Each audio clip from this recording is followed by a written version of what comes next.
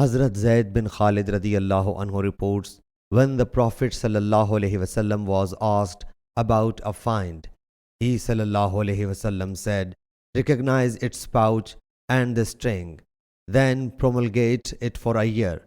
Yazid says if no one recognizes it, the finder may utilize it and it will be a trust.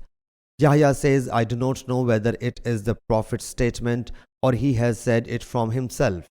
Then he submitted, what's about a stray goat? The Prophet ﷺ said, it is either for you or your brother or a wolf. Yazid said he must announce it as well. Then he submitted, what's about a stray camel? He ﷺ said, leave it, for it has its legs and water container along with itself. It will go near the water and eat the leaves of the tree till its owner finds it. Sahih Bukhari, Hadith number 2428.